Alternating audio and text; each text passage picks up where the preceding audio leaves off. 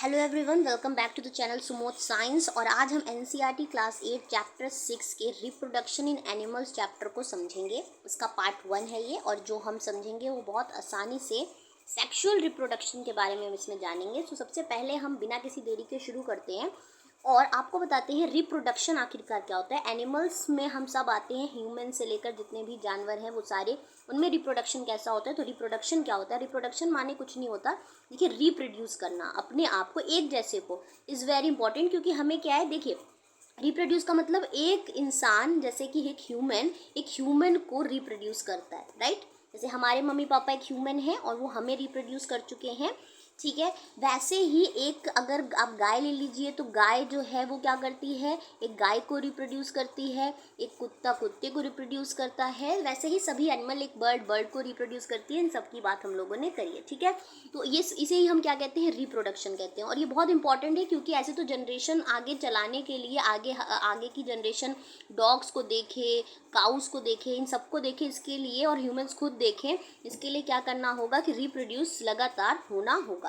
तो जो मोड्स है, यानी कि किस किस तरीके से रिप्रोड्यूस हो सकते हैं, तो ये भी दो तरीके के होते हैं, और सेक्सुअल रिप्रोडक्शन और एसेक्सुअल, ठीक है। तो आज हम जानेंगे कि सेक्सुअल रिप्रोडक्शन क्या होता है एनिमल्स के अंदर, और एसेक्सुअल बाद में जानेंगे, ठीक है।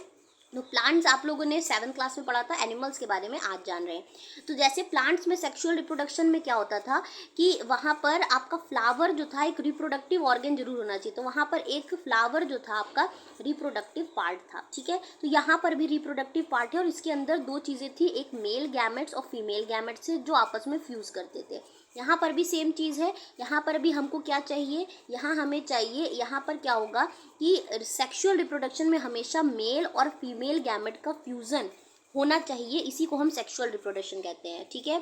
चाहे प्लांट्स हो चाहे एनिमल्स हो, मेल एंड फीमेल गैमेट्स का जहाँ फ्यूज़न होता है उससे जो रिप्रोड्यूस होती हैं चीज़ें, यानी कि जैसे इंसान या फिर यहाँ पर आप काऊ डॉग किसी को भी ले लें, इनमें क्या होता है, मेल और फीमेल गैमेट्स के रिप्रोड्यूस से, फ्यूज़न से ही रिप्रोडक्शन होता है, जिसको हम सेक्सुअल रिप्रोडक्शन के अंदर कैटेगरी रखते हैं, ठीक है। तो आपको ये बात समझ में आई होगी। तो सबसे पहले हमें जानना होगा कि आखिरकार यहाँ पर वो ऑर्गन्स कौन से, जैसे फ्लावर है प्लांट में, तो यहाँ पर कौन है, तो जो ऑर्गन है एनिमल्स के अंदर, यहाँ पर एक मेल रिप्रोडक्टिव ऑर्गन है और एक फीमेल है। तो सबसे पहले मेल रिप्रोडक्टिव ऑर्गन कौन सा होता है जो रिप्रोड्यूस करने में मदद करता है।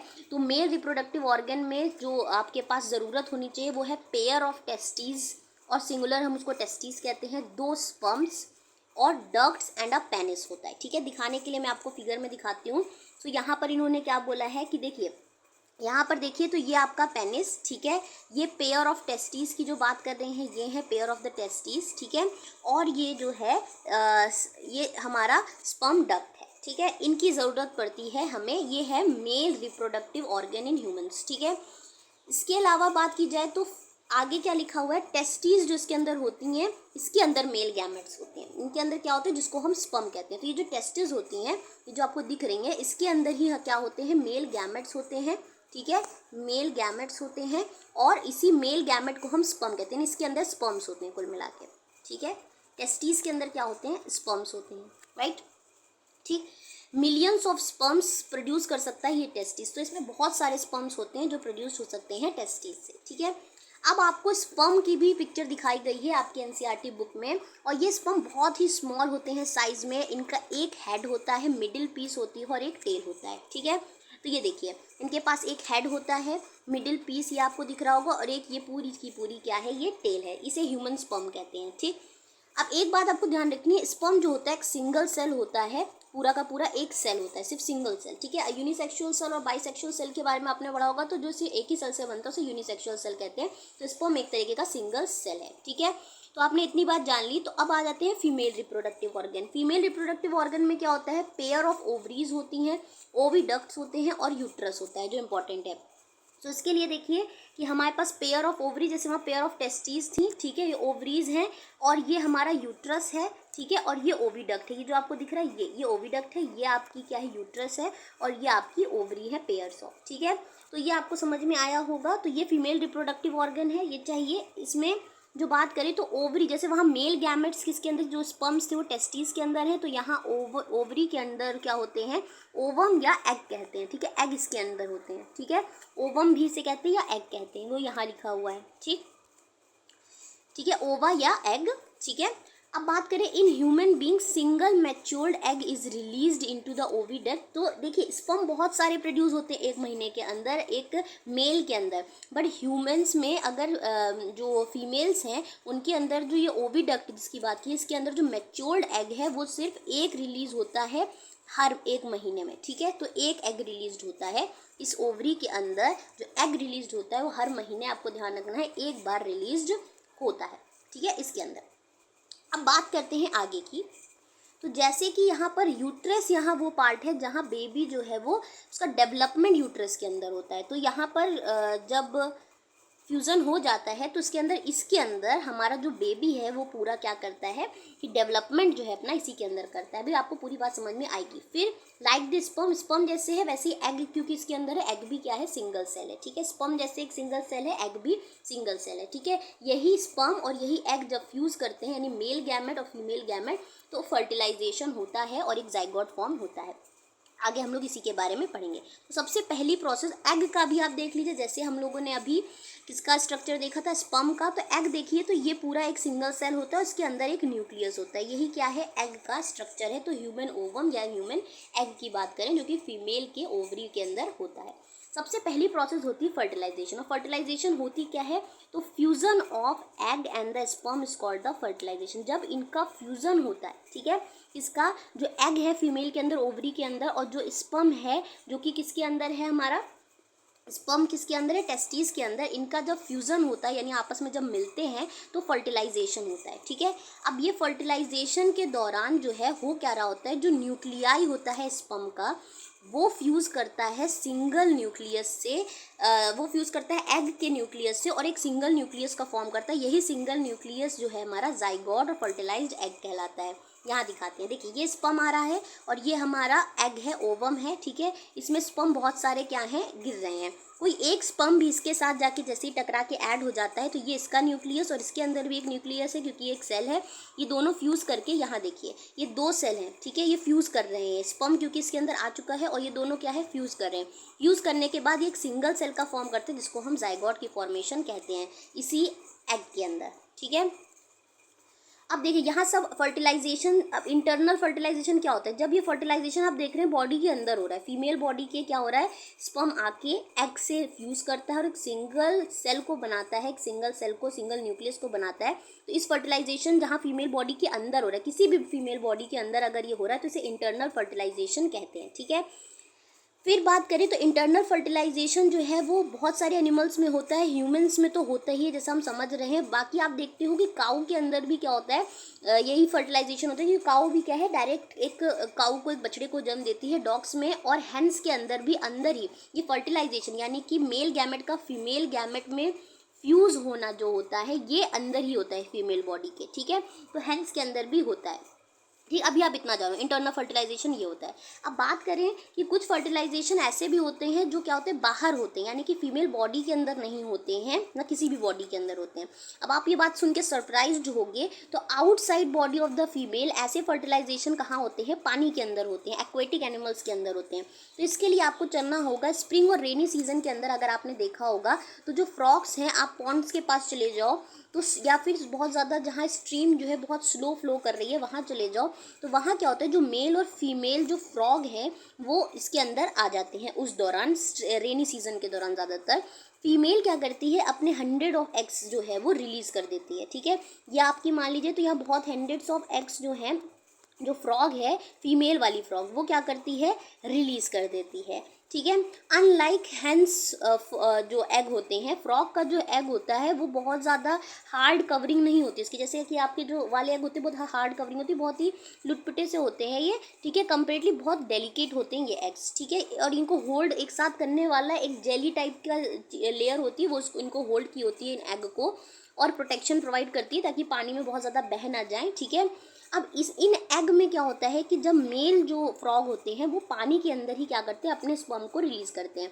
आप जानते हैं स्पर्म के अंदर एक टेल होती है जिसकी मदद से वो आगे तक बढ़ते हैं। ये टेल क्या करती है, को आगे बढ़ाती है। और सपोज करिए कि एक जो मेल फ्रॉग है उसने स्पर्म अपने पानी के अंदर ही रिलीज करते हैं। उसने पानी के अंदर जो मेल फ्रॉग है उसने फीमेल फ्रॉग ने एग रिलीज कर दी। ये स्पर्म जब इनमें जाके एग से फ्यूज़ कर जाता है तो देखिए ये उसका फीमेल गैमेट है और ये मेल गैमेट स्पर्म जब रिलीज कर जाता है तो यहाँ फर्टिलाइजेशन फीमेल बॉडी के अंदर नहीं हो रहा है, कहाँ हो रहा है, बाहर ही बाहर हो रहा है। तो ऐसे जो फर्टिलाइजेशन है उनको हम क्या कहते हैं, the sperm come in contact with the egg, this results in fertilisation होता है। दिस टाइप ऑफ फर्टिलाइजेशन जहाँ पर फ्यूजन हो रहा है मेल और फीमेल गैमेट का, लेकिन outside the body of the female, इसे हम क्या कहते हैं, एक्सटर्नल फर्टिलाइजेशन कहते हैं। तो ये ज़्यादातर एक्वेटिक एनिमल्स में होता है, जैसे फिश, स्टार फिश और फ्रॉग्स आपने देखे हैं, इन सब की बात की गई है। ठीक है, यहाँ पर आपकी एनसीईआरटी बुक में देखिए ये जो फ्रॉग जब एग रिलीज करता है उस दौरान है, तो देखिए बहुत जेली टाइप के ये फ्रॉग अंडे आपको दिख रहे होंगे अगर बुक्स के अंदर, और अच्छे से आप देख सकते हैं। तो ये यहाँ पर बात कही गई है। अब बात आ जाती है आगे की, जब फर्टिलाइजेशन हो गया, ठीक है, यहाँ पर मेल और फीमेल ने फ्यूजन कर लिया और एक जाइगोट को फॉर्म कर दिया। अब यहीं पे बात खत्म नहीं हुई, यहाँ पर फिर एक एम्ब्रियो डेवलप्ड होता है। ठीक है, एम्ब्रियो क्या होता है उसको समझ लीजिए। तो देखिए फर्टिलाइजेशन रिजल्ट करता है, क्या करता है, जाइगोट को फॉर्म करता है। ये जाइगोट डेवलप्ड होना शुरू करता है एम्ब्रियो में। ठीक है, इनटू एन एम्ब्रियो। ये जाइगोट डेवलप्ड होना किसमें शुरू करता है, एम्ब्रियो में। करता क्या है, जाइगोट अपने आप को क्या करता है, डिवाइड करना शुरू कर देता है और सबसे पहले एक बॉल ऑफ सेल बनाता है। ठीक है, अब आपको दिखाते हैं यहाँ पर। ठीक है, ये आपका डायग्राम है। ये देखिए जाइगोट फॉर्म हो गया फ्यूजन के बाद। ठीक है, जो कि ओवरी से चलता हुआ यहाँ पर हमारा एक जाइगोट फॉर्म हो गया। जाइगोट के बाद देखिए लगातार अपने आप को क्या कर रहा है, डिवाइड कर रहा है कुछ फॉर्म करने के लिए। क्या फॉर्म करने के लिए, यहाँ ये एक बॉल ऑफ सेल बनाता है सबसे पहले, और चलता भी चला जा रहा अंदर तक की यूट्रस के पास। ठीक है, वो सेल आपको यहाँ दिखाई गई है, ये बॉल ऑफ सेल तक पहले करेगा। ठीक है, ये बात यहाँ तक बताई गई है। ये सेल जो है फिर क्या करता है, एक ग्रुप बनाना शुरू कर देता है धीरे धीरे डिवाइड करने पे।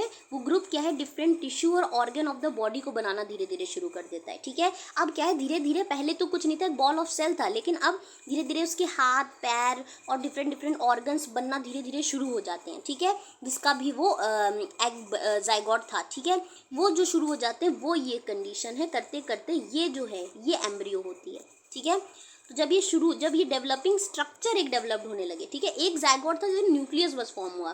ठीक है, और एक एग जो तैयार हो गया। ठीक है, जो फर्टिलाइज्ड एग हम कहेंगे वो जाइगोट था।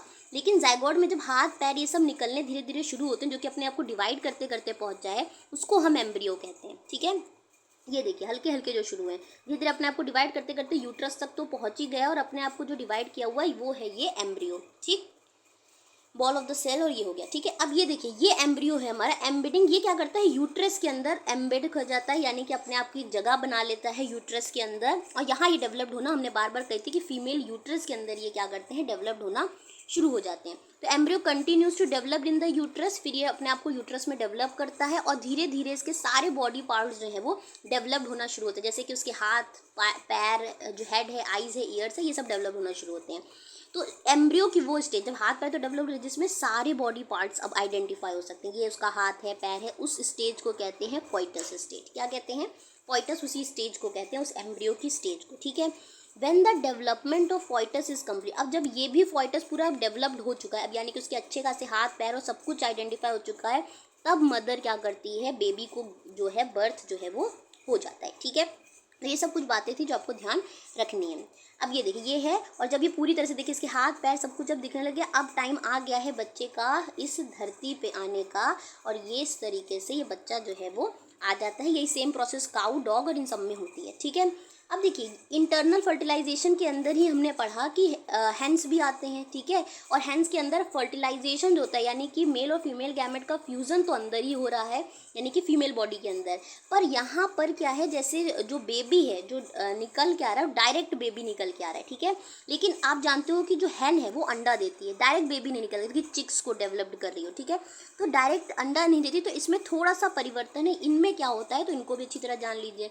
यहाँ क्या होता है, जाइगोट तो जो है आफ्टर फर्टिलाइजेशन वो भी वैसे ही जैसे अभी डिवाइड हो रहा था इसमें ह्यूमंस में, तो वहाँ पर रेपिडेडली डिवाइड करता है और ये ओविडक्ट में ट्रेवल कर जाता है। जैसे ओविडक्ट वहाँ था वैसे ही फिर as it travels down many protective layer, जब वो ट्रेवल कर रहा होता है धीरे धीरे धीरे धीरे ओविडक्ट तक, तो बहुत सारी प्रोटेक्टिव लेयर्स क्या होती हैं, इसके अंदर इकट्ठा हो जाती हैं और एक हार्ड शेल बना लेती है। जैसे ही जो इसका प्रोटेक्टिव लेयर है बहुत ज़्यादा हार्ड हो जाता है, तो ये अपना जो एम्ब्रियो है डेवलप्ड है, जैसे डेवलप्ड हो जाता है ये जो एग है वो रिलीज़ कर देती है। ठीक है, हार्ड शेल जैसे ही होता है अराउंड द डेवलपिंग एम्ब्रियो, यानी एम्ब्रियो आप जान रहे हो धीरे धीरे जो डेवलप्ड होना शुरू हो रहा है उसके जो आसपास है, ये एम्ब्रियो डेवलप्ड ही हो रहा था, चलते चलते जाइगोट जो है वो अपने आप को एम्ब्रियो में कन्वर्ट ही कर रहा था।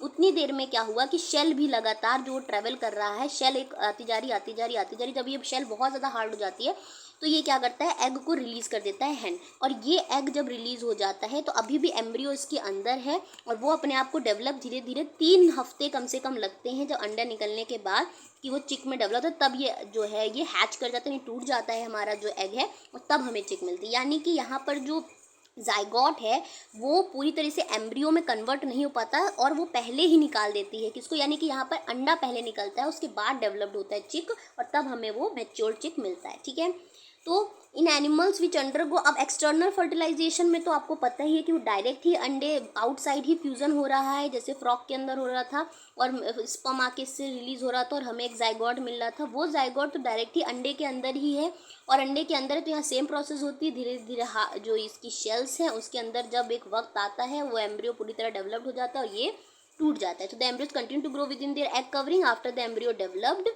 The egg hatch. तो इसमें तो सेम प्रोसेस है, बस इसमें यही चीज़ करनी है। बाकी इंटरनल फर्टिलाइजेशन के अंदर हैन का थोड़ा सा अलग था, वो बताना था।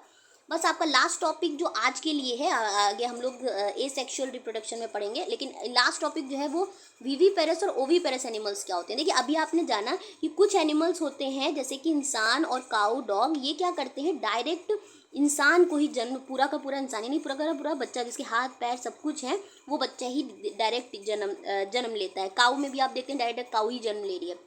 तो ऐसे एनिमल्स को हम विविपेरस कहते हैं। The animals which give birth to young ones, direct उन्हीं यंग वंस को कहते हैं, उन्हें हम विविपेरस एनिमल्स कहते हैं। लेकिन ऐसे एनिमल्स जो अंडे पहले देते हैं फिर अंडों में से निकलते हैं, ऐसे को हम कहते हैं ओविपेरस एनिमल्स। ठीक है, उम्मीद है आपको ये बात समझ में आई होगी। अगर आपको आज की सारी बातें समझ में आई हैं तो प्लीज़, अगर आपको इससे थोड़ी भी वैल्यू मिली है तो मुझे सपोर्ट करिए और मेरे चैनल को सब्सक्राइब करिए, लाइक करिए, ठीक है, और लोगों को शेयर भी करिए। और आगे की वीडियो मैं इसमें पार्ट 2 तुरंत ही डाल दूँगी थोड़ी देर बाद ही।